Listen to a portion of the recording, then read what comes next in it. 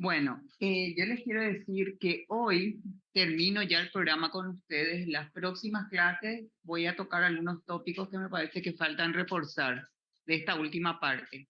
Así que con la clase hoy termina el contenido ya que a mí me correspondía. Bueno, y esto es lo que corresponde a la clase hoy. Esto que están viendo, que son pruebas de la función renal y diálisis. ¿Ven? Sí, profe. Bueno, ok. Prácticamente ninguno de esos temas está en Gayton. Entonces, atiendan porque el material es esto, el material para ustedes. Esta clase es lo que tienen que tener, porque en Gayton no está. Bueno, y dada esa aclaración, vamos a iniciar. Entonces, para ir entendiendo sobre este tema, uno de los estudios que se pide es el aclaramiento plasmático. Entonces tenemos que entender qué es el aclaramiento plasmático. Bueno, el aclaramiento se define como volumen de plasma que queda libre de dicha sustancia a su paso, o sea, de cualquier sustancia a su paso por el riñón por unidad de tiempo. Eso quiere decir entonces aclarar. Una sustancia que se encuentra en el plasma que al pasar por el riñón se libera el plasma de esa sustancia. Eso quiere decir aclarar, no se usa la palabra limpiarse de esa sustancia, deshacerse de esa sustancia, sino aclaramiento. Entonces, dicho esto, vuelvo a decir el concepto. Aclaramiento plasmático, entonces, se define como el volumen de plasma que queda libre de una sustancia. ¿Y dónde queda libre? Cuando pasa ese plasma por el riñón, por unidad de tiempo. Eso quiere decir aclaramiento. La mejor estimación, entonces uno diría, ¿cómo esto se logra? Y es lo que va a tratar de explicar. La mejor estimación del filtrado glomerular requeriría que la sustancia utilizada se filtre libremente. Esto es que ya nosotros hablamos. ¿Qué quiere decir? Filtrarse libremente. Que ni se reabsorba, acuérdense, ni se secrete y no haya eliminación extrarrenal. Bueno, y ahora les voy a dar un ejemplo para que entiendan lo que es este aclaramiento plasmático y que los nefrólogos hacen, pero también en medicina interna se hace cuando uno tiene este paciente, porque esta es la utilidad de lo que acá se pretende que mínimamente, básicamente, conozcan y comprendan. Bueno, entonces, primero, como les dije, es tener el concepto, que es el aclaramiento, y ya entienden, que el plasma se libere de una sustancia que tiene, y no se libera en cualquier parte, de lo que se libera en el riñón, porque ya sabemos para qué sirve el riñón. Entonces acá dicho de otra manera, el aclaramiento se define como el volumen de plasma sanguíneo. Y acá nos dice, volumen medido, en qué medida? En ml. No es ni en litros ni megalitros, en ml. Que por efecto de la función renal queda libre de una sustancia. Acá nos pone como ejemplo sustancia X, pero puede ser cualquier sustancia y ahora vamos a entender qué sustancias. En la unidad de tiempo en minutos. Entonces, se explayó más en el concepto. No es solamente librarse de una sustancia, que el plasma se libre de una sustancia, sino también dice medido en ml y en una unidad de tiempo en minutos. Entonces, ¿en cuántos minutos el plasma se libera de una sustancia, vamos a pensar cloruro de sodio, cuando pasa por el riñón. Y vamos a ver si entendemos. Se usa una fórmula, acá tienen. ¿Están atendiendo? Porque si no les puede costar esto. Sí, profe. Bueno, hay Sí, una fórmula. CX quiere decir entonces depuración plasmática o aclaramiento plasmático, porque ahí entonces ya ven que hay también un sinónimo, se puede decir aclaramiento plasmático o depuración plasmática, y ayuda a entender más. Bueno, de una sustancia X, acá pongan la sustancia que quieran, y ¿en qué tiene que quedar? En ml por minuto, porque acaba de decirnos que eso es parte del concepto. ¿Qué significa esta B de la fórmula? Volumen de orina por minuto. En ml por minuto también tiene que darnos. ¿Qué quiere decir UX? Concentración de la sustancia X en la orina. Tiene que estar en miligramos por ml. Y PX es la concentración plasmática de la sustancia, en este caso sustancia X. Bueno, entonces, conociendo la fórmula, vamos a explayarnos. ¿Cuál sería el ejemplo? Y empezamos. Normalmente el volumen de orina producido en 24 horas aproximadamente, Gaito nos dijo otra cantidad, pero está dentro del rango también. Vamos a pensar entonces 1500 ml en 24 horas, o sea, 1,5 litros es esto. Pero como nos pide acá en ml, entonces ya directamente nos dicen 1500 ml en 24 horas. Ese es el volumen de orina. Y fíjense que necesitamos porque en la fórmula la B es volumen de orina. La concentración de, en este caso, la sustancia X, vamos a decir sodio, porque sodio ahí en plasma y ya vimos cómo el sodio se depura, se filtra en el glomérulo y después lo que pasa a nivel tubular. Entonces, la concentración de sodio en orina es de 100 miliequivalentes litros. Entonces acá ya tenemos concentración en orina, que es esta, del sodio. Ahora nos faltan plasma. Y en plasma es de 140. ¿Me están siguiendo hasta allí? Sí, profe. Sí, profe. Entonces, fíjense, ya tenemos el volumen de orina que está acá. Tenemos la concentración, en este caso queremos saber el aclaramiento plasmático de sodio. De cloruro de sodio, perdón. No, de sodio está bien. C es, no es Cl, es C quiere decir concentración, perdón, de sodio. Tenemos el valor para acá y tenemos el valor para acá. Pero, fíjense, primero tenemos que saber, nos dice que el volumen tiene que estar en ml por minuto, y acá nos dio 1500 ml, ¿cierto? Pero en 24 horas. Queremos saber en minutos cuánto, entonces vamos a hacer primero eso. 1500 dividido 24 horas, dividido 60, porque es en minutos, y sale este resultado. 1041,6667 ml minutos. Allá tenemos el volumen en minutos. ¿Hasta acá me siguen? Sí, profe. Sí, profe. Bueno, entonces ahora recién podemos aplicar esta fórmula. Entonces el aclaramiento de sodio, ¿qué va a hacer? Aclaramiento de sodio, ¿verdad? Para terminar la depuración plasmática va a ser volumen, que acá ya acabamos de despejar, que es este. Por 100, porque es volumen por concentración de la sustancia en orina. Y la concentración en orina es de 100 por 100. Y ahí nos sale esto. Y dividido la multiplicación de estos dos que acabamos de hacer, dividido PX, que ya saben que es concentración plasmática de la sustancia. Entonces, dividido 140.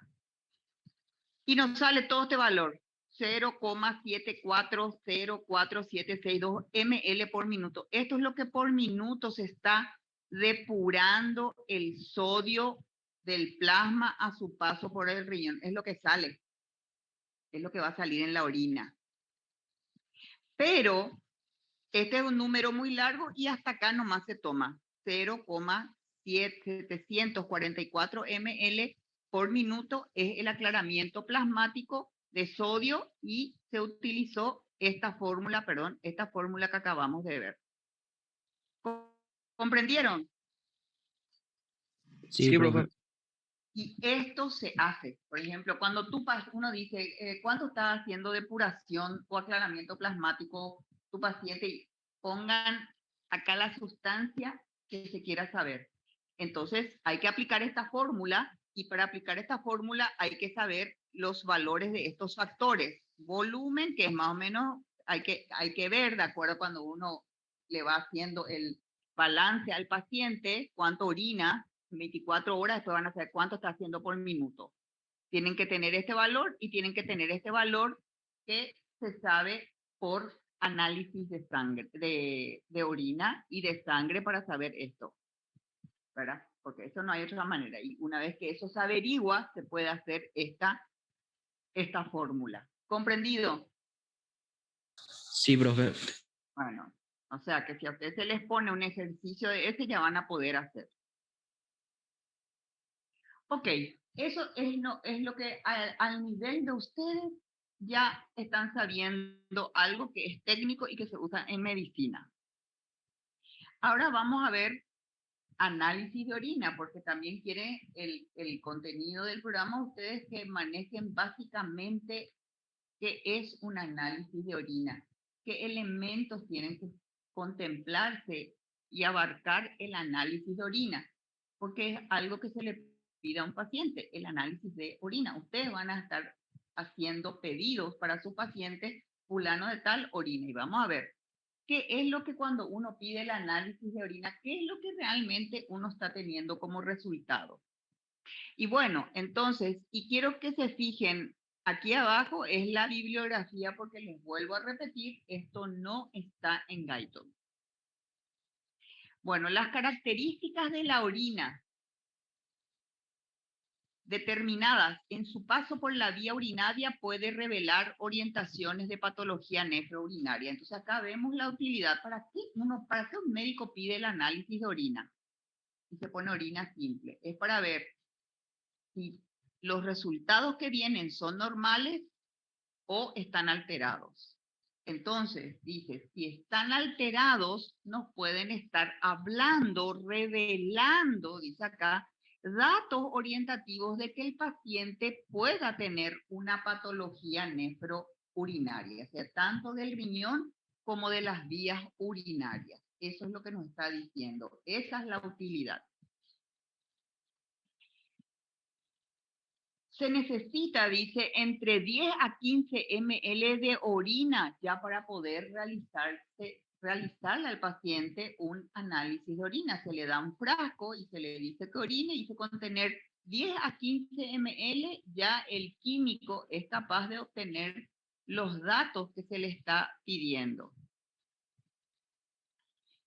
El análisis de orina, estas de rutina, no tardan en estar en resultados, entonces tenemos que saber, no es que hay que retirar en un mes, en una semana, no, incluso en el mismo día, ya depende nomás del protocolo de un hospital o del lugar, del laboratorio donde se le extrae, ¿verdad? Con la rapidez que hayan nada más, pero puede estar en el día, entonces es un resultado que se puede tener rápido, no es caro, y no es invasivo, no es que hay que estar introduciéndole al paciente ningún instrumento, sino como les dije, simplemente su orina en un frasco.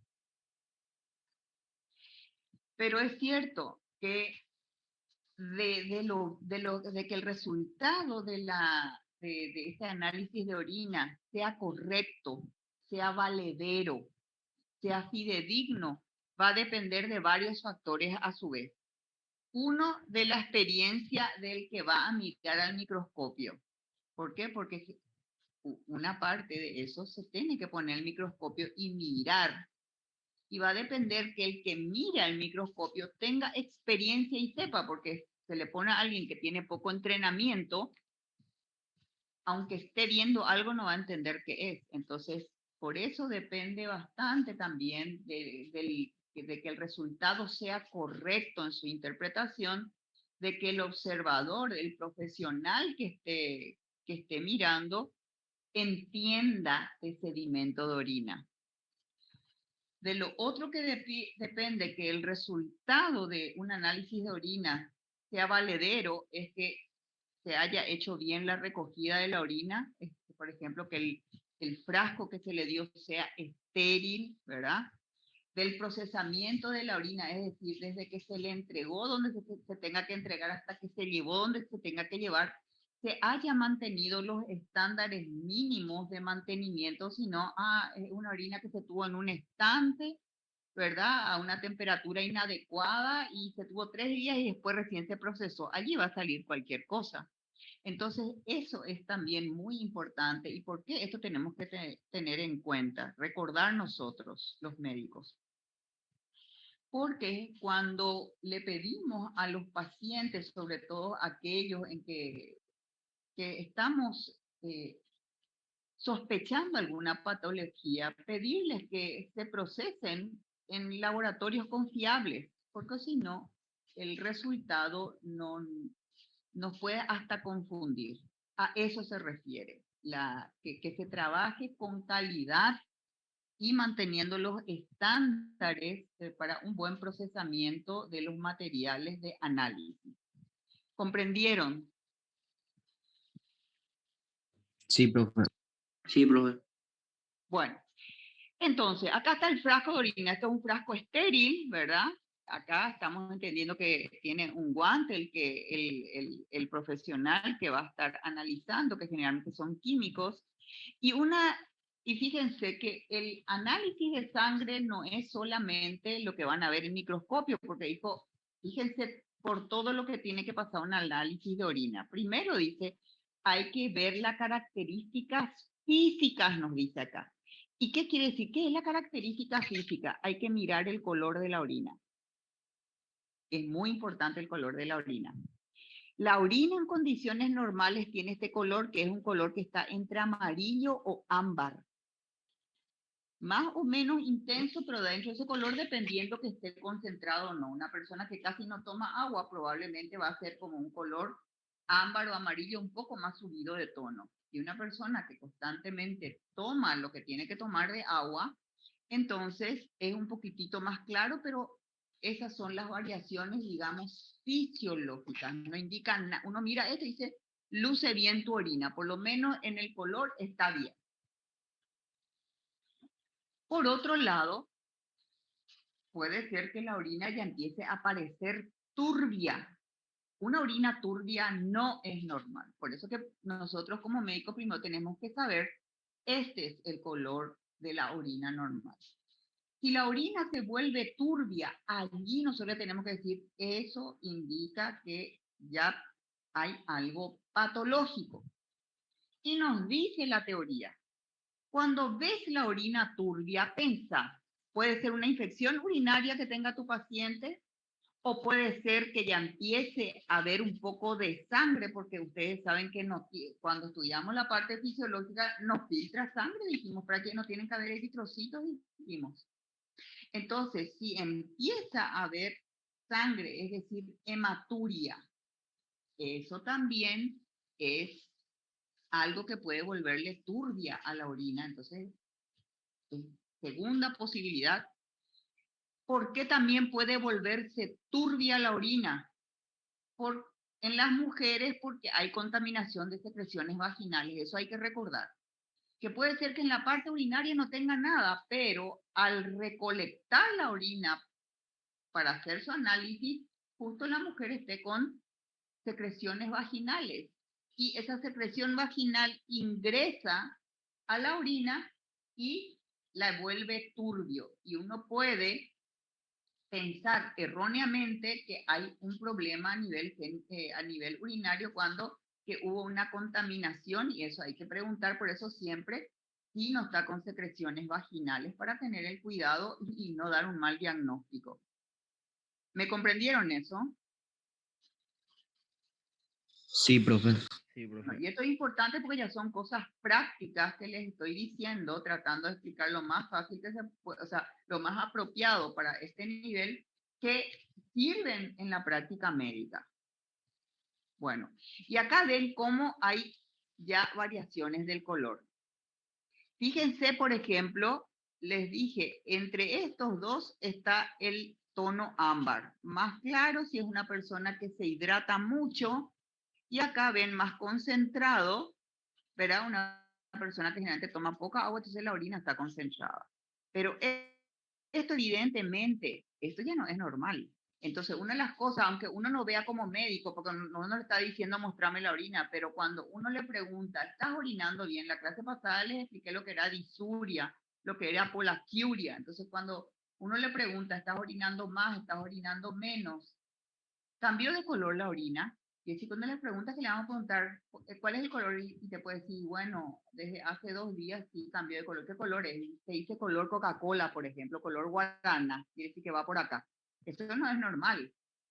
Yo decía, ah, ya no. Y antes como era, y sí, era amarillo, medio claro, doctor, o sea que estaba por acá y de repente pasó esto. O te dice, no, ahora está medio roja, está mi orina. Entonces uno dice, uy, a este le está sangrando.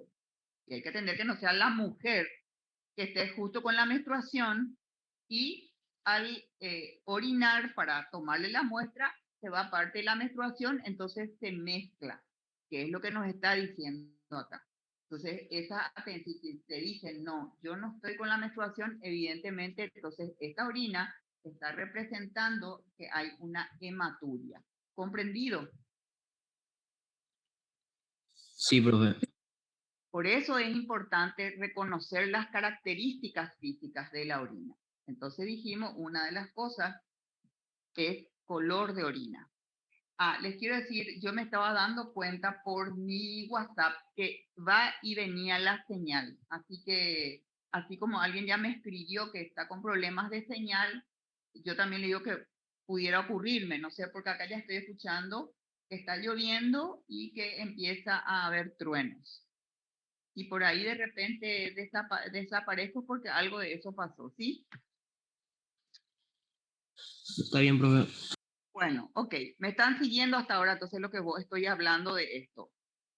Estamos hablando del análisis de orina y que una de las cosas que comprende el análisis de orina es la característica física.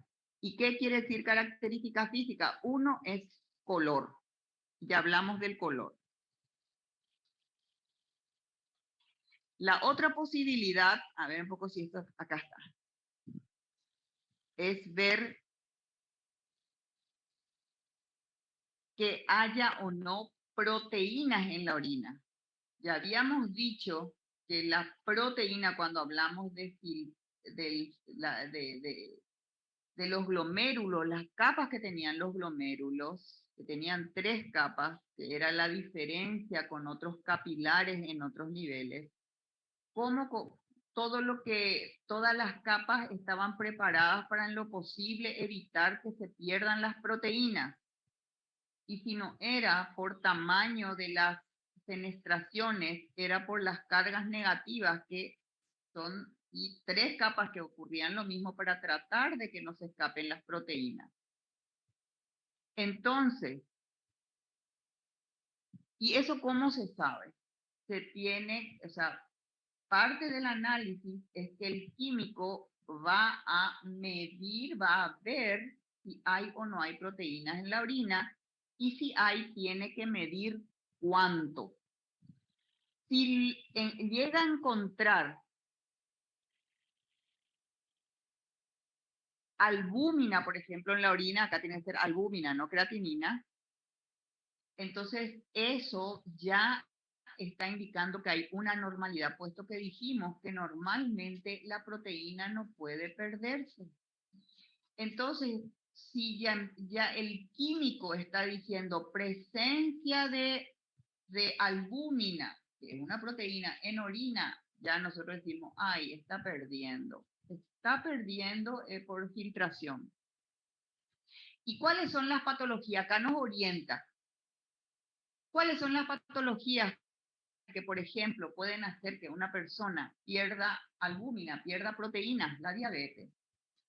Entonces, y puede ser que la persona no sepa que tenga diabetes, pero a través de esto uno dice, uy, le voy a medir glucosa en sangre y resulta que es diabético. O ya sabe que es diabético, entonces se está descompensando.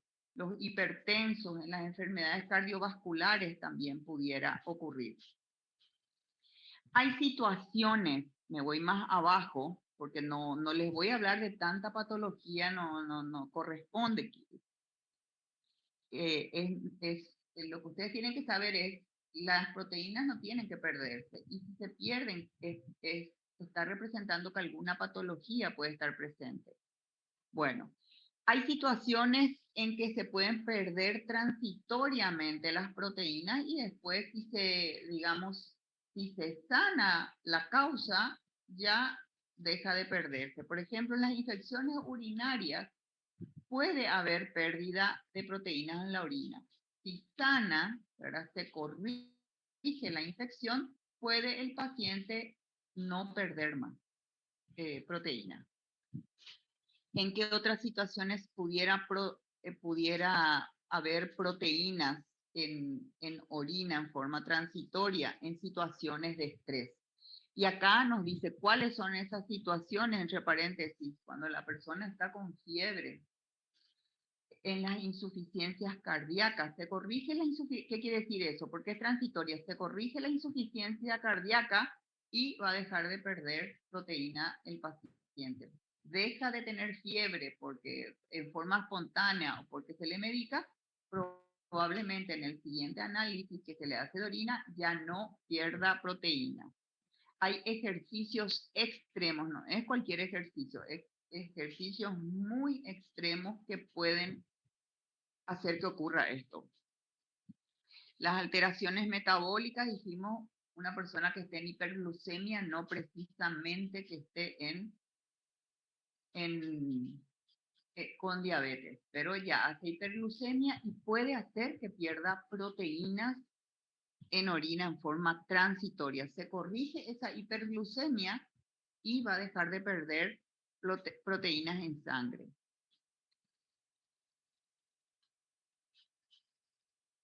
Bueno, ¿qué otra característica física de la orina? El pH.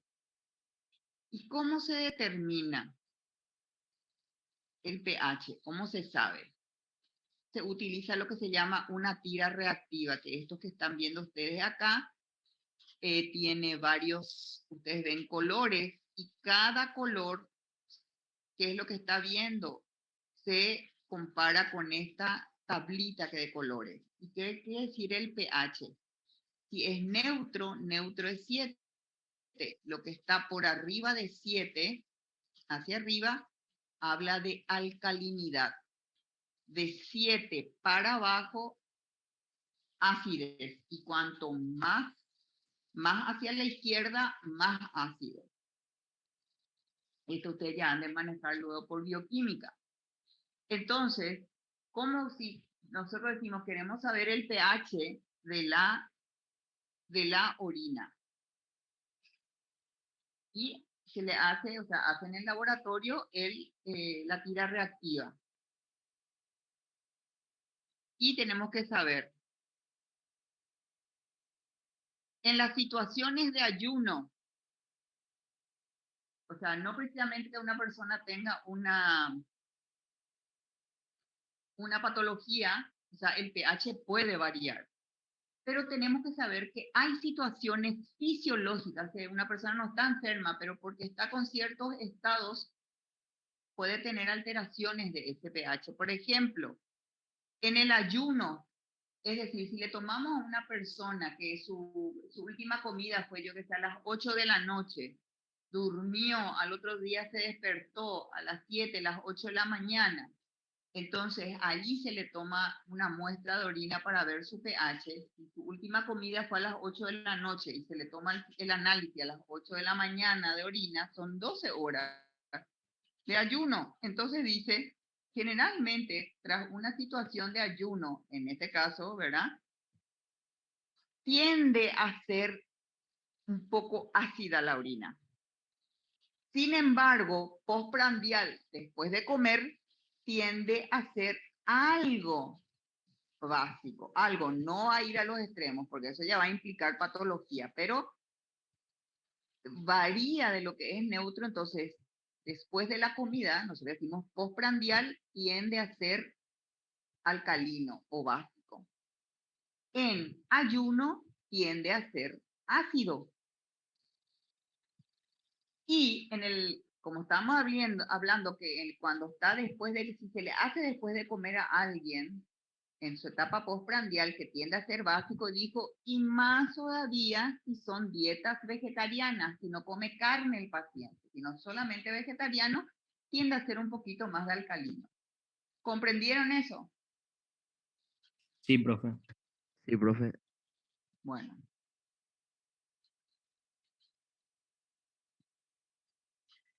¿Qué otra característica física de la orina? La densidad. Ya hablamos del color, pH, tocamos algo de proteínas, pero eso más bien sería químico, físico, es entonces color, pH, ahora densidad urinaria. La densidad urinaria también se tiene, no es mirando que uno va a saber nomás la densidad urinaria, sino se necesita de este tipo de instrumental que tienen en los laboratorios, ¿verdad? Y ustedes se dan cuenta cómo acá ven, es la gravedad lo que se va a medir. Y esto está más bajo, este está más alto, y eso nos habla de densidad. Bueno, y a esto se le llama urinómetro. ¿Por qué? Porque hay medidas, acá ven acá, y dice que la densidad, ¿cómo se mide? Mediante un urinómetro, no es de cualquier manera. Tiene una escala de valores entre 1000, acá ven, acá nomás no notamos, pero sí ven que hay numeritos, no notamos exactamente qué números, pero ahí, esa es la escala.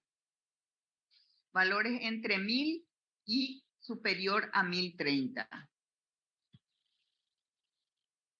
Los valores cercanos a 1000 hablan de orina diluida. Cuando la densidad está a 1010, quiere decir isostenuria. ¿Qué quiere decir iso? Iso quiere decir equivalente, igual. ¿Igual a quién? Al plasma. Entonces, la densidad que está teniendo la orina está igual a la de plasma. Eso quiere decir isostenuria. Cuando está a 1000, está más diluida, quiere decir comparando con el plasma. Y cuando está superior, cuando es 1030 la densidad de la orina, quiere decir que está muy concentrada la orina. Entonces nos dice en qué situaciones da los ejemplos. Está lo que tenemos que entonces entender, que la densidad, la orina tiene densidad, es otra característica, que esa densidad puede ser medida. ¿Cómo se mide? A través de urinómetro. Se usan escalas. La escala va de 1000 a un poco más de 1030 y manejar mínimamente estos valores. Que 1010, aproximadamente 1010 a 1030 es la densidad normal de la orina y se considera isostenuria. Si está por debajo, está por 1000 o por debajo de eso, es una orina diluida. Si está 1030 para arriba, o sea, superiores a 1030, es una orina concentrada. ¿Comprendido? Sí, profe.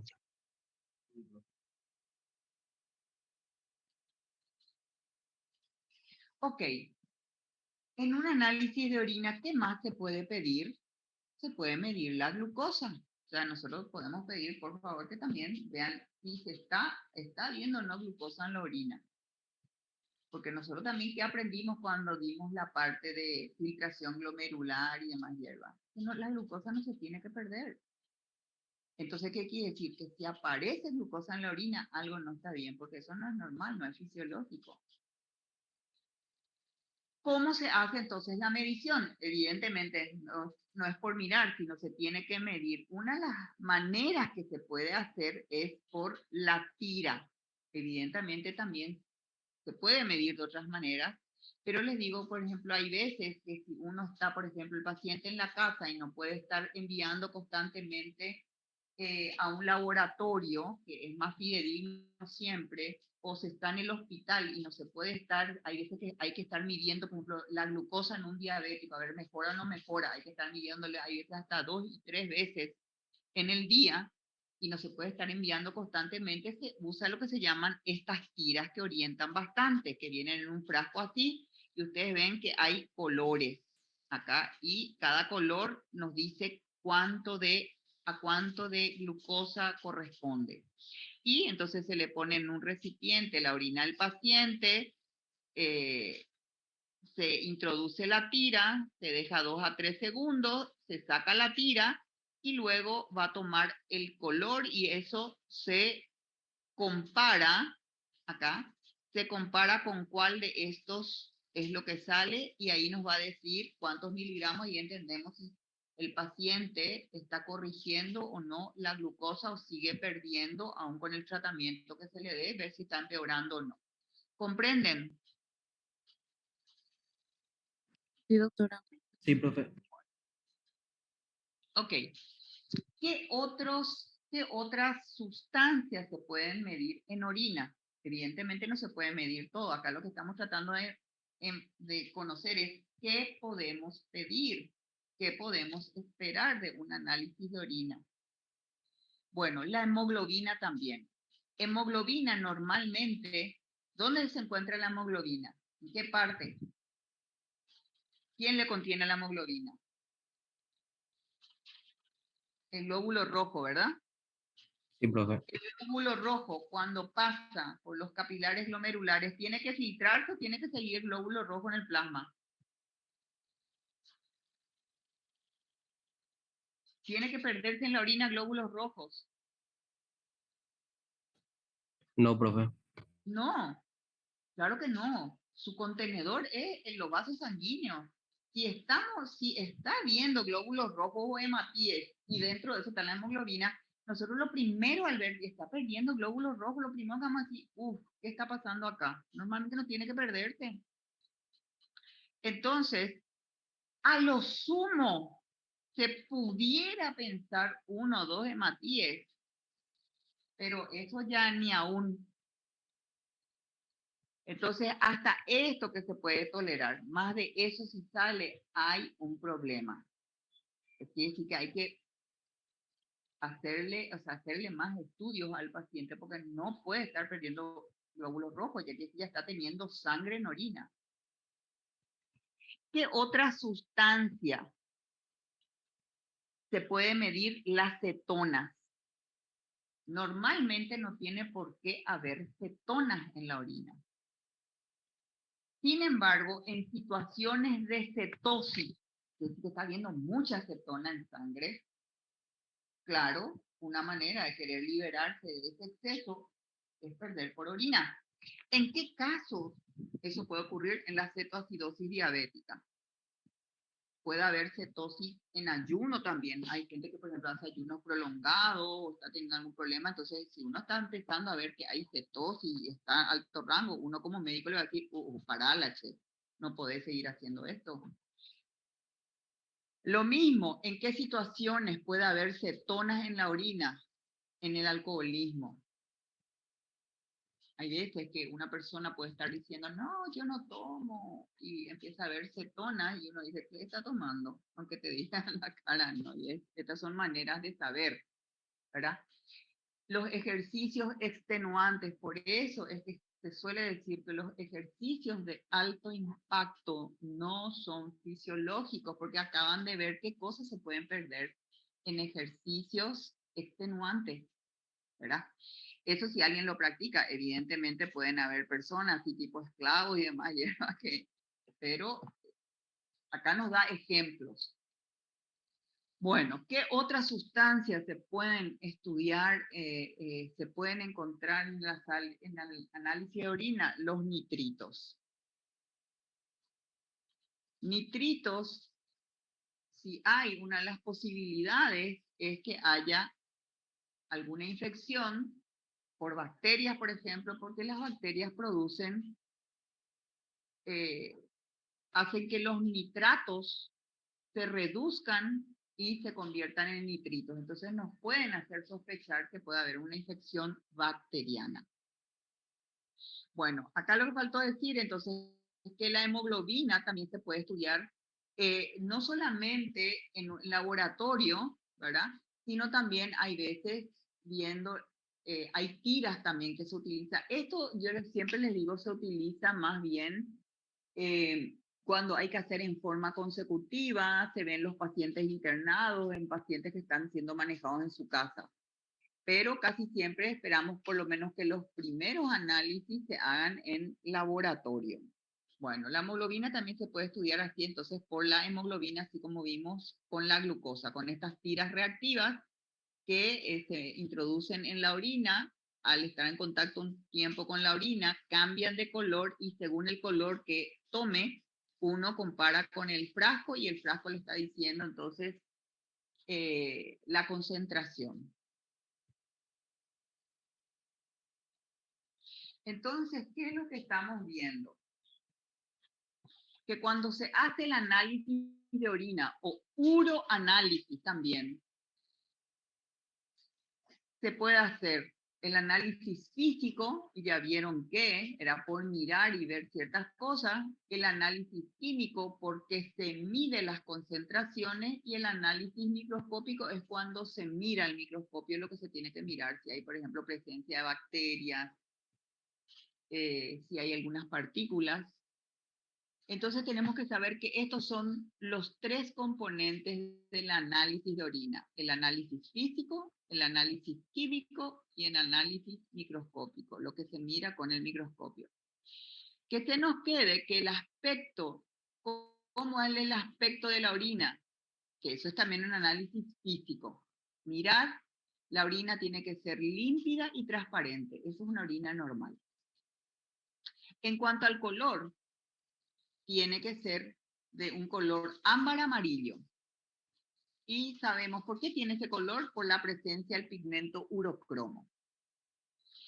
Olor, fíjense que les voy completando porque hay veces el defecto es que se encuentra un poco de información acá, se lee otro lado y te va completando la información. Y esto es lo que acá les voy mostrando.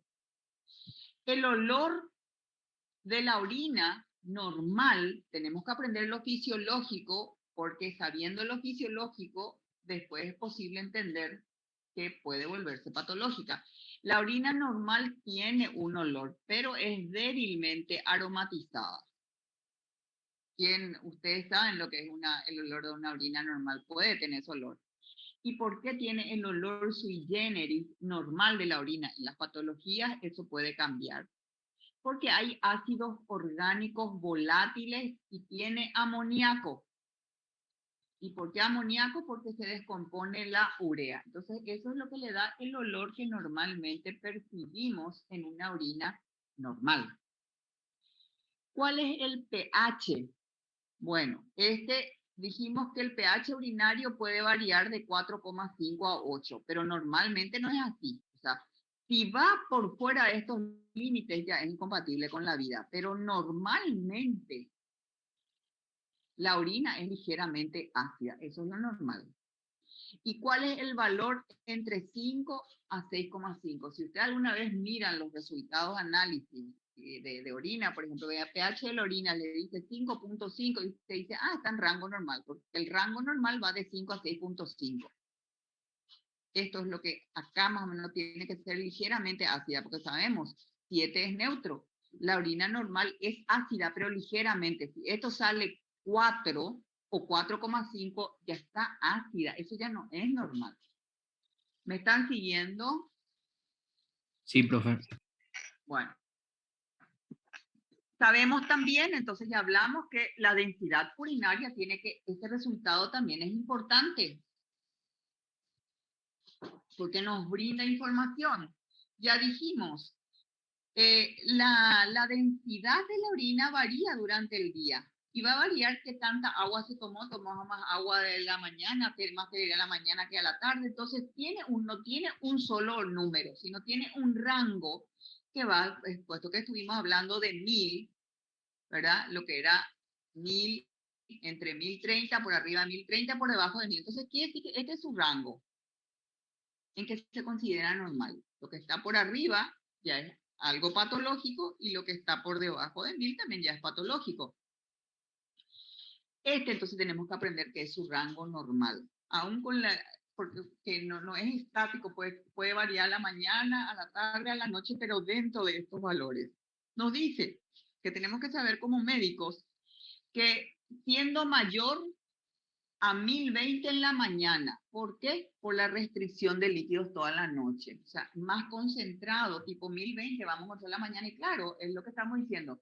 Si dejó de tomar su líquido a las 9 de la noche, luego a las 10, durmió, se levantó a las 6, las 7 de la mañana, en todo ese tiempo no ingirió líquidos y por supuesto la densidad va a ser mayor durante la mañana, durante el día, va tomando líquidos, entonces va a ir bajando, pero no tiene que bajar por debajo de 1000.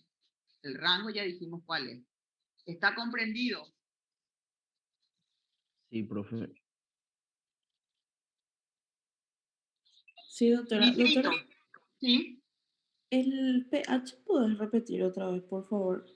El pH normal, tenemos que saber que la orina es normalmente algo ácida. No muy ácida, ya les dije, no se puede ir a los extremos. ¿Qué consideramos pH normal? 5 a 6.5. Claro que puede incluso llegar a 4, 5 a 8. Pero si hay más grande de eso, ya es incompatible con la vida. Si, por ejemplo, está en 4.8 y nos dice acá, el rango es de 5 a 6.5. Si está en 4.8, ¿cómo está esa orina? El pH. Ácida. Ácida. Entonces, yo como médico voy a decir a la pucha, entre 5 a 6.5 es el valor. Fíjense que no llega a 7, 6.5 no llega a 7 que es neutro. Por eso nos dice, el valor normal de la orina fisiológicamente es algo ácida, no muy ácida. Porque si yo te digo 4.5 y es ácido, pero acaba de decirme no, es muy ácido normalmente. Vos tenés que mirar que sea entre 5 a 6.5, no llega a ser neutro. Entonces, si la orina me viene con 4.5, está ácido, ya no está dentro de esa variación normal, o me está viniendo 7, no está bien, porque mi rango era 5 a 6.5. Entonces, vos me podés decir, pero doctora, más arriba dice el pH urinario varía de 4.5 a 8. Claro, pero no normalmente. En una persona que está enferma, hasta 8, pues yo no voy a ver 9, porque ya es probablemente incompatible con la vida. Estos son los extremos que se ha visto, pero no son extremos fisiológicos. Esto de 5 a 6.5, sí. ¿Quedó eso entendido, comprendido? Genial, doctora. Mil gracias. Bueno, ok. Bueno, entonces acá, a ver, ¿qué me faltó algo acá? Ah, nitritos, perdón. ¿Cuánto me tiene que venir normalmente nitritos en la orina? Nada, cero, pues nos acaba de decir. Si hay nitritos, me está hablando que probablemente hay bacterias, o sea, está infectada esta bacteria que está, entonces hay reducción de nitratos a nitritos. Normalmente no tiene que haber nitritos. Si hay nitritos, yo tengo que pensar que pueden estar habiendo bacterias. Bueno, entonces acá también nos dice, en la orina pueden haber un poco de leucocitos. ¿Y cómo se sabe? Por el microscopio. Acuérdense que nos dijo antes, cómo se mira el análisis de orina. O sea, no es nosotros, el laboratorio, en el laboratorio, nosotros nos viene el resultado. Miraron la orina con microscopio, hicieron el análisis químico de ver qué sustancias hay y físico, es decir, color, miraron el color. Es lo que estuvimos diciendo. pH, usaron la tira. Olor, Se analizó el aspecto físico, el aspecto químico y el aspecto microscópico. Leucocitos por microscopía. Y nos dice, pueden verse algunos glóbulos blancos, porque no se tienen, del plasma no tienen que salir todas esas células, pueden haberse algunas, nada más. Y nos dice, pudieran haber algunos granulocitos, neutrófilos y eosinófilos, pero algunos, porque si llega a ver la cantidad que hay en sangre de esta célula, entonces uno dice, uy, uno ya está perdiendo sangre.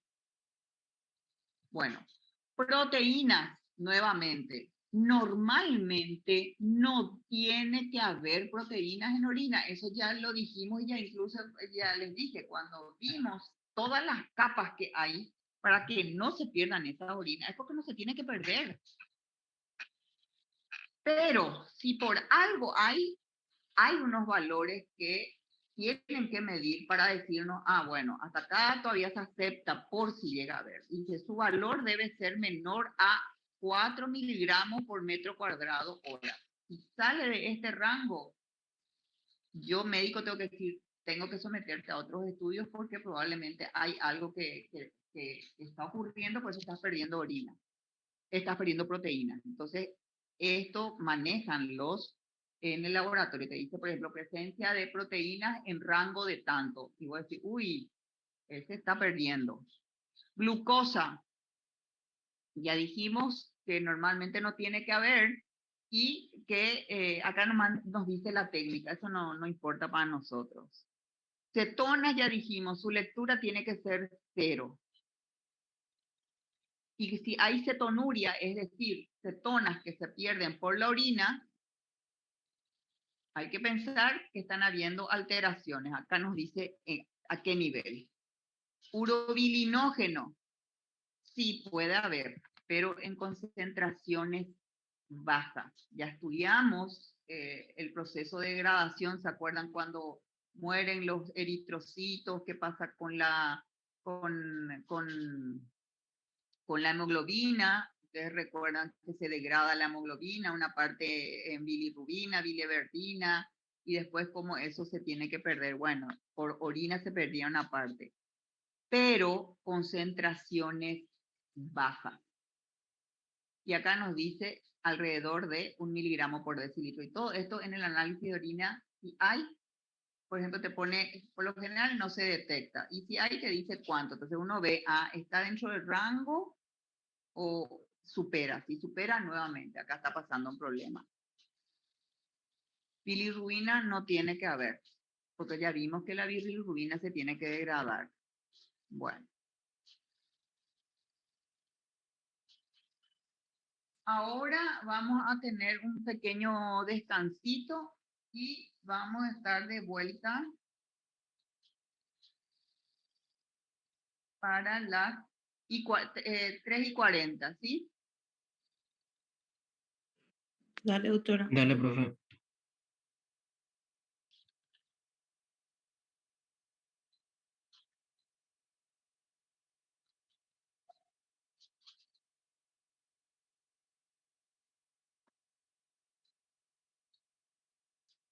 Entonces tenemos que saber cuál es el nitrógeno no proteico. Eso sí les traje de Guyton. Recordarles, nitrógenos no proteicos, ¿cuáles son? Urea, ácido úrico, creatinina. Básicamente, y eso es parte de, entonces se ve también, se puede hacer el dosaje de eso. ¿Y de dónde salen la urea, el ácido úrico y la creatinina? Son productos finales del metabolismo proteico, de allí provienen. Deben eliminarse del organismo, es decir, que en orina tenemos que encontrar eso, pero dentro de rango. Ok. Las concentraciones, sobre todo de la urea, fíjense, pueden aumentar muchísimo. Y cuando aumentan urea, creatinina, ácido úrico, están hablando de patología. La urea, en este caso, el ejemplo que pone Guyton es que pudiera aumentar tanto, fíjense, hasta 10 veces puede, cuando hay insuficiencia renal. Bueno, lo otro no les digo porque ya es mucho de patología, pero por lo menos tener eso que les dije. A ver, esta diapositiva, ¿de qué les habla? ¿Cómo pueden haber variaciones en el color de la orina? ¿Y qué nos dice? Si hay variaciones en el color, una de las cosas, no solamente pensar que es porque algo está andando mal, alguna patología. Hay fármacos que puede consumir una persona que le cambian el color. Por ejemplo, la rifampicina. Cuando uno le va a indicar rifampicina al paciente, ejemplo, los que van a la rifampicina que se usa en el tratamiento de la tuberculosis, y tuberculosis hay en Paraguay. Una de las cosas que le advertimos al paciente es que no se asuste, que su orina se va a volver anaranjada. Porque si uno se olvida de decirle, les digo que luego, porque realmente parece una gaseosa con color naranja. Entonces asusta al paciente. Entonces le advertimos. Los pacientes que toman fenitoína va a rojo y se asustan si no se les advierte, pueden pensar que están orinando sangre. Y acá ven, por ejemplo, la cloroquina y la nitrofurantoína hacen que la orina cambie a color marrón. El triamterene a verde. Si se le da metronidazol, que es un antiparasitario, por ejemplo, metildopa, imipenem, que es antibiótico, cilastatina, se vuelve oscura la orina. Entonces, es otro, digamos, otro aspecto que tenemos que aprender. Entonces, acá tenemos ejemplos de medicamentos que causan cambio de color en la orina, incluso nos dijo cuál es el color. Hay alimentos que pudieran hacer, no siempre, ¿verdad? Y sobre todo dependiendo de las cantidades que consume, que pueden hacer que cambie el color de la orina. Ejemplo, la remolacha. Bueno,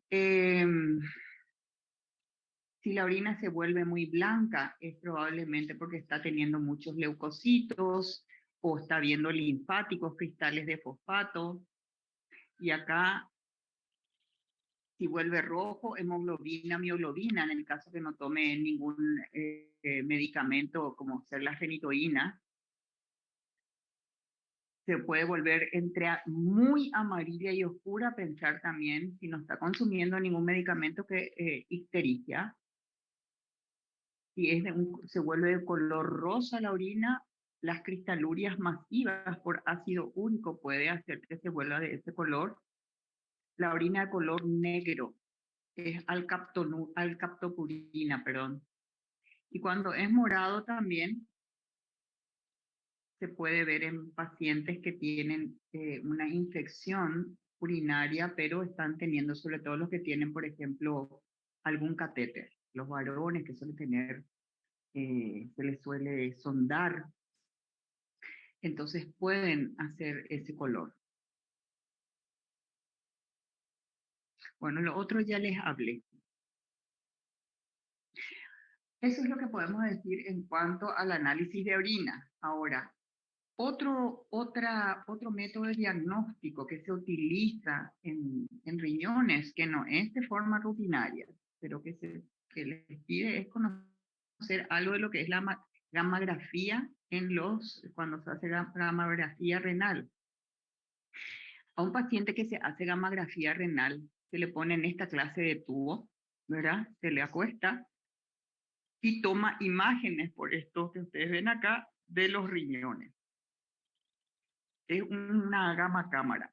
Pero para poder captar las imágenes al paciente hay que inyectarle, ustedes ven acá, una sustancia en vena, ¿verdad? Para que emita radiación y eso va por sangre, va a llegar ya sabemos, a riñón, que tiene que llegar la sangre, entonces capta eh, la gamma cámara, capta entonces de esa manera los riñones. ¿Qué es lo que quiere ver? Cuando se pide gammagrafía, no se le pide por cualquier causa, sino es cuando se quiere valorar cómo está el flujo sanguíneo de los riñones. Entonces, por eso les dice, se les inyecta al paciente, eso da como un color, un contraste que puede captar la gamma cámara y ve y el flujo sanguíneo cómo está. Esta es la imagen que proporciona por instilarle esta sustancia radiactiva que es captada y está hablando entonces cómo está el flujo renal. Fíjense, por ejemplo, en esta. Lo de arriba de esto es más o menos normal, pero fíjense acá abajo, cómo este riñón captó, quiere decir que hay flujo renal porque está, el radionúclido está en sangre. Sin embargo, acá no ven que captó, entonces quiere decir, acá hay un problema con el flujo sanguíneo en este riñón. O de este lado. Acá sí se puede captó porque está fluyendo el radionúclido, sin embargo, acá no captó, quiere decir que acá está habiendo algún problema de flujo sanguíneo, no está afluyendo la sangre como debe afluir en este riñón y además se lo ve más pequeño. ¿Comprenden? Sí, doctora. Bueno, la ecografía renal, otro método, otro estudio que se le puede pedir a un paciente. Ustedes ya dieron en biofísica cuál es, digamos, el concepto de la ecografía. No me voy a detener en eso, sino simplemente lo que en este momento quiero decir es que es otro estudio que se puede utilizar en riñones para ver imágenes. Bueno, ustedes ven, este es el ecógrafo, hay varios realmente modelos actualmente, pero es así, está el ecografista, ¿verdad? Y viendo acá, esta es el monitor donde se está produciendo la imagen, acá ven el transductor, como acá pone, para que se pueda deslizar.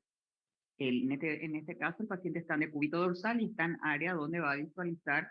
En este caso está mirando el riñón derecho, ¿verdad? Porque si no el transductor traería más acá para ver el izquierdo. Y siempre se le tiene que poner una interfase que se le pone un gel. Esta es otra posición que se le mueve al paciente, entonces no solamente en la posición de cúbito dorsal, sino también le va a poner en este de cúbito lateral para estar mirando también por detrás, con el transductor está mirando el riñón, ¿tá? Y ve en este monitor. ¿Están notando? Bueno, la ecografía es inocua, acuérdense, no emite radiación, es simple de hacer, es muy útil para varios diagnósticos, evidentemente no para todos, pero para varios diagnósticos, en este caso porque estamos hablando a nivel renal, porque sí sabemos que la ecografía tiene utilidad en distintos órganos, pero en este caso estamos hablando de riñón, que también la ecografía se puede pedir. Dijimos que es inocua, no representa eh, eh, ningún peligro para el paciente, se puede hacer en forma rápida, ¿verdad? Los equipos para hacer ecografía no son costosos, por ejemplo, la mamografía que acabamos de ver, el aparato es costosísimo, el estudio es costosísimo. Ponerle un contraste radiactivo al paciente tiene digamos, sus riesgos, pero de eso no vamos a hablar, no es para eso esta clase, pero tiene, por ejemplo, sus riesgos. En cambio, eso no ocurre con la ecografía. Lo que sí hay que saber es que la ecografía tiene su limitación, porque si no, si todo lo viera la ecografía, ¿para qué pedir otro tipo de estudios? Tiene sus limitaciones. Bueno, por ejemplo, ¿qué se ve con la ecografía? Riñones poliquísticos. Si uno está sospechando que el paciente puede acabar en un riñón normal, y es un riñón que está con muchos quistes, no es uno solo, por eso se le llama poliquístico. Este es un riñón enfermo, donde perdió parénquima. Y ustedes ya saben que lo que pierde el riñón de nefrona no se recuperan. Entonces es como una bolsa con muchos quistes. ¿Están viendo? Sí, doctora. Bueno, Esto, por ejemplo, es la pieza anatómica de un riñón poliquístico. Perdió totalmente su arquitectura, perdió su funcionalidad. Fíjense que le tuvo que sacar porque generalmente son ya riñones tan dañados que ya causan problema al paciente, ¿verdad? Está con muchos quistes y bueno, y en ese caso uno pide la ecografía y esto que ven acá es,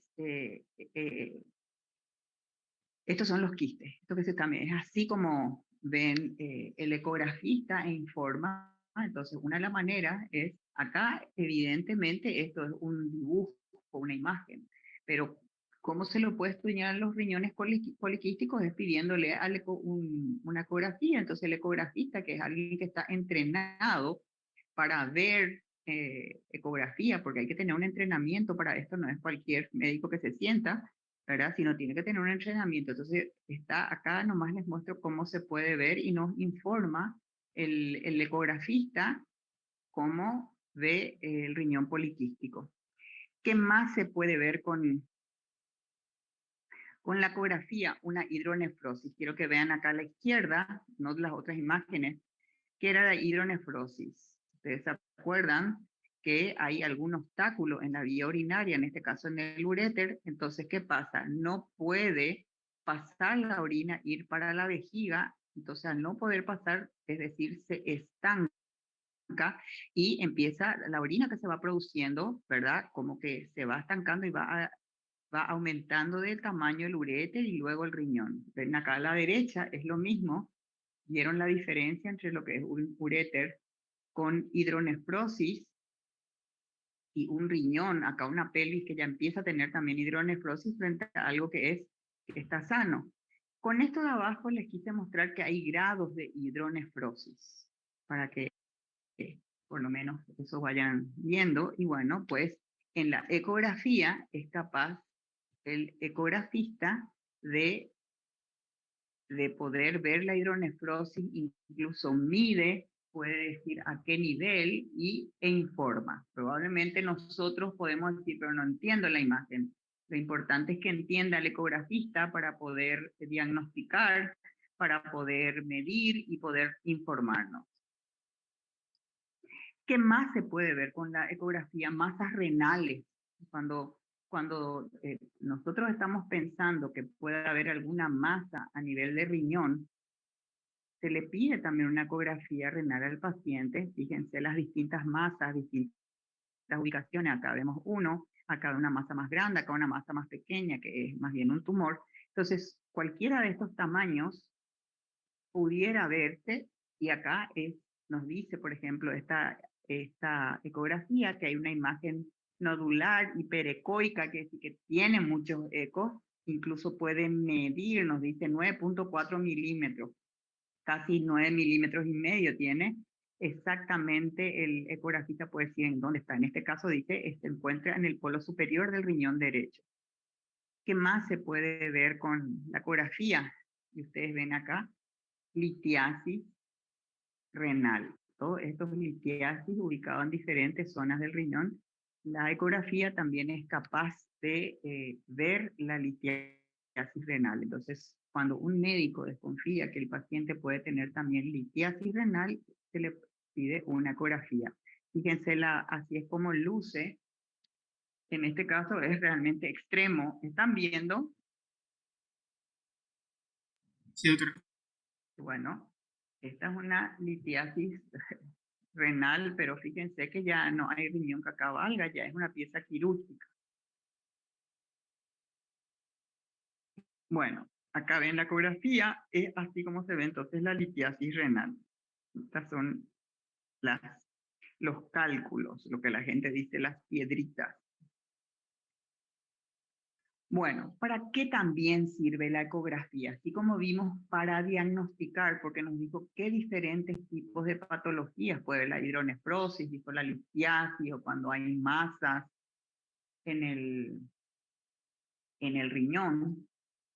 También la ecografía en los riñones puede servir para hacer procedimientos de diagnóstico. Por ejemplo, en este caso le ven al ecografista, está mirando, pero ¿qué está introduciendo acá? Ven una aguja para hacer biopsia. Y y sabe que tiene que meter en el riñón, pero no puede introducir a ciegas. ¿Qué le está guiando hasta qué profundidad tiene que meter la aguja? Es la ecografía, ¿se dan cuenta? Va viendo aquí y acá, está direccionando dónde tiene que introducir, hasta qué profundidad tiene que introducir la aguja, pero no se dice, como les digo, a ciegas, sino está guiada, esto está guiado por la ecografía. Entonces, es así como, por ejemplo, para hacer acá, ¿y para qué va a introducir esto? Para hacer una biopsia renal. Entonces, guiada bajo pantalla ecográfica. ¿Comprendieron? Sí, doctora. Bueno. Acá hay otra cosa que se puede hacer. Acá ustedes ven un catéter que está implantado, en este caso cuando se va a hacer hemodiálisis, en este caso es diálisis peritoneal. ¿Y cómo se sabe hasta dónde hay que introducir el catéter? Es decir, que tiene que entrar a cierta profundidad y no estar lesionando, por ejemplo, entrar intestino, perforar alguna de las vísceras, y se guía también con la ecografía. Es decir, esos son ecografistas, ¿verdad?, que están entrenados no solamente a diagnosticar, a ver, sino también a hacer lo que se llama ecografía intervencionista, para poder hacer lo que les dije, biopsias, y para poder hacer introducción de catéteres, en este caso, entonces, guiados por la ecografía para no estar produciendo lesiones. A ciegas hacer en estos casos, en ciertos casos, no hay que hacerlo, sino la manera de guiar es por esto. Acá nos dice cómo ya quedó, una vez que se ubicó totalmente un catéter por vía percutánea, es decir, a través de la piel, ya está todo colocado, ya se terminó el procedimiento, pero se logró de la manera que les dije. Bueno, esto no les voy a hablar, simplemente para ver distintos tipos de ecógrafos que se utilizan. Ya hay los ecógrafos portátiles también, ¿verdad? Ahora vamos a hablar un poco de la hemodiálisis. Espérenme un segundito, por favor.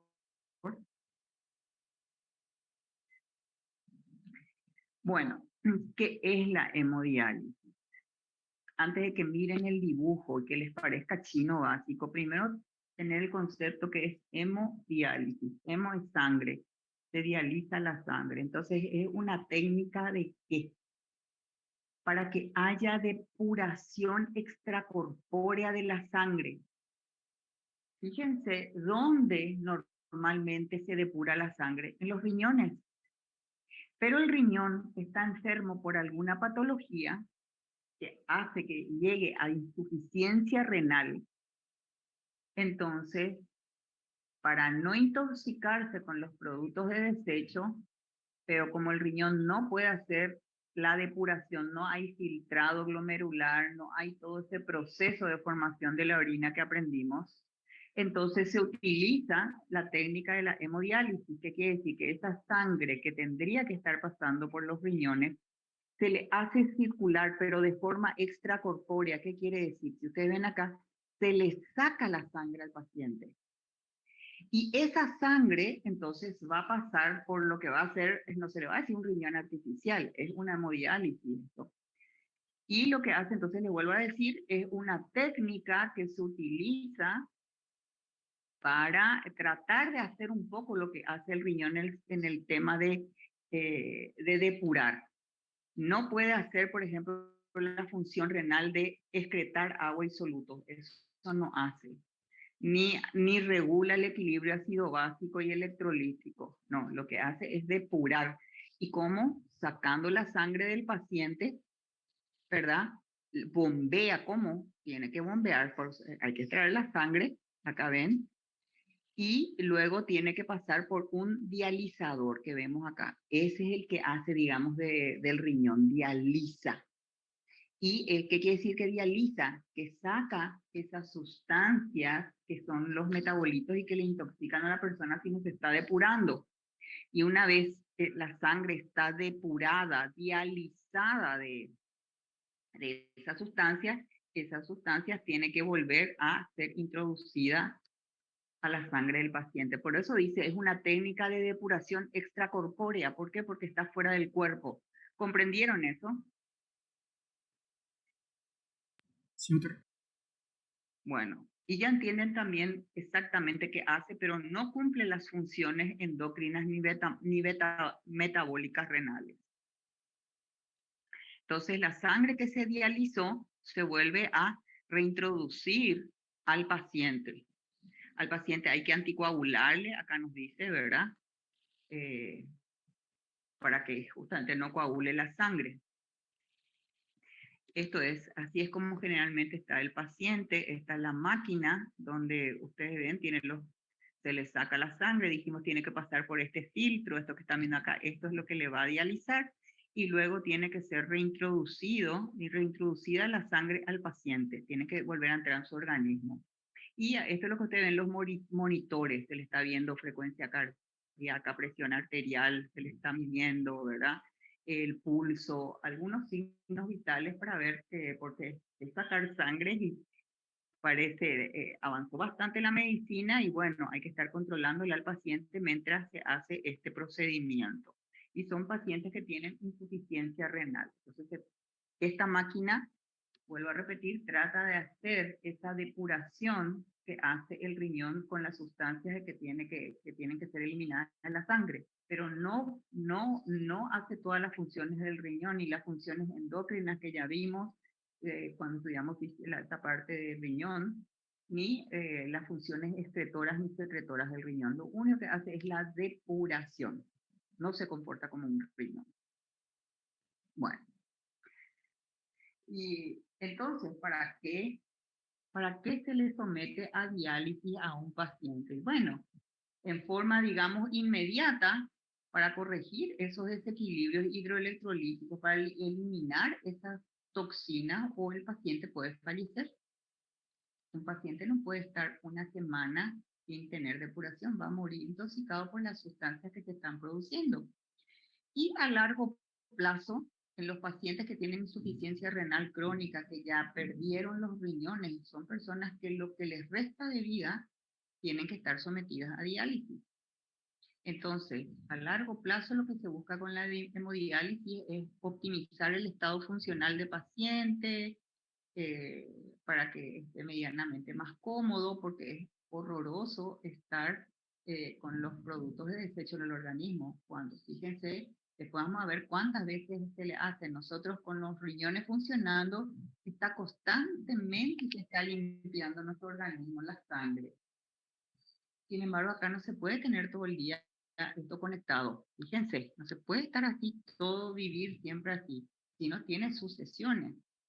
Hay que tratar para prevenir las complicaciones de la uremia, es decir, el exceso de urea en sangre, que puede hacer que una persona muera también. Y prolonga la sobrevida. Una persona, como les dije, no puede estar mucho tiempo en insuficiencia renal. Esto le ayuda a vivir un poco más tiempo, pero tampoco se prolonga mucho la vida. Pero ayuda. Ok. Otro estudio, te digo, otra terapia, porque este es un tratamiento. Hacerse hemodiálisis es un tratamiento, pero tenemos que entender para qué se hace. Otro es la diálisis peritoneal, que no es lo mismo que hemodiálisis. Hemodiálisis acabamos de ver cuál es la técnica aproximadamente, en cambio, ¿qué es la diálisis peritoneal? Diálisis también porque quiere decir que se quiere extraer unas sustancias que resultarían tóxicas, pero la técnica es distinta. Utiliza el peritoneo. Ustedes saben dónde está el peritoneo. Esa es la membrana, digamos, que como que es la que permeable, la que dializa. Entonces, ahí es donde se va a equilibrar el agua con los solutos. También se utiliza en la insuficiencia renal la diálisis peritoneal, pero como les dije, en este caso se utiliza el peritoneo del paciente para filtrar la sangre del organismo. Ya les voy a decir un poco de la técnica, pero les digo nomás que unas semanas antes de que comience la diálisis peritoneal, el cirujano le tiene que colocar un catéter en el abdomen al paciente. Que nosotros vimos, esto yo les mostré, perdón un segundito, esto es. Entonces, esto lo coloca un cirujano, y ya vieron cómo, guiado por ecografía, y está al lado del ecografista. El ecografista le va marcando, le va mostrando, le va acompañando para ir mostrándole dónde ubicar el catéter. Bueno, acá seguimos. Bueno, entonces vemos cuando comienza el tratamiento, ¿cómo es? Acá hay una solución de diálisis que se pone en una bolsa, tiene que fluir desde esta bolsa por este catéter, ¿verdad? Tubo catéter, que ingresa hasta el abdomen. Cuando la bolsa se vacía totalmente de esta solución de diálisis que va a ayudar a limpiar, se desconecta. Cuando esto se vacío, se desconecta de la bolsa, se tapa acá, ¿verdad?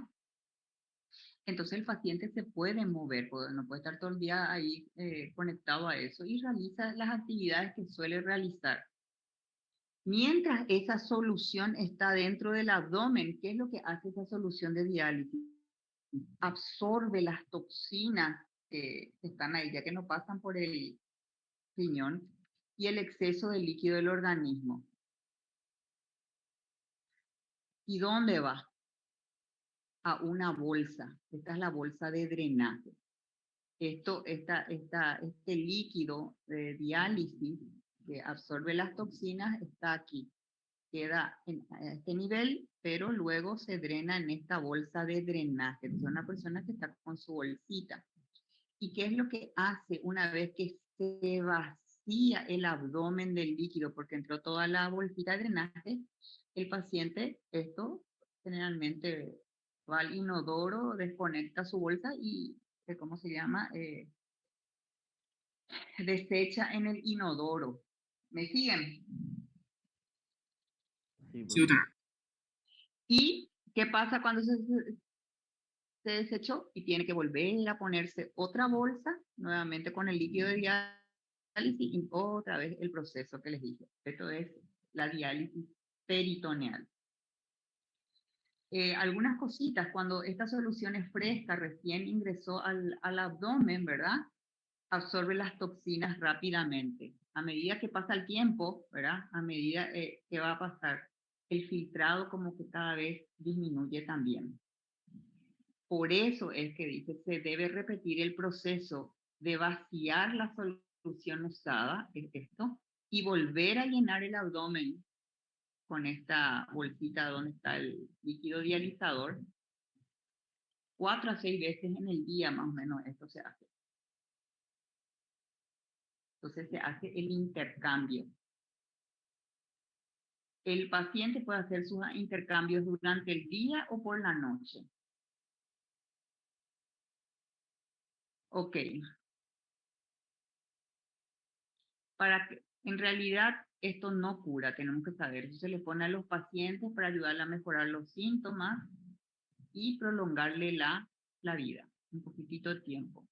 No es que va a vivir 20 y 30 años así. Hay esto que les prolonga 3 a 5 años aproximadamente.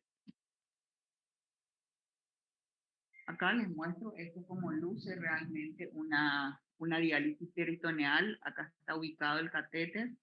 Y acá nomás no está conectada en este momento la bolsa de drenaje, ¿no es cierto? O sea, es así como vive el paciente con esto en su abdomen, y como ya les expliqué la técnica.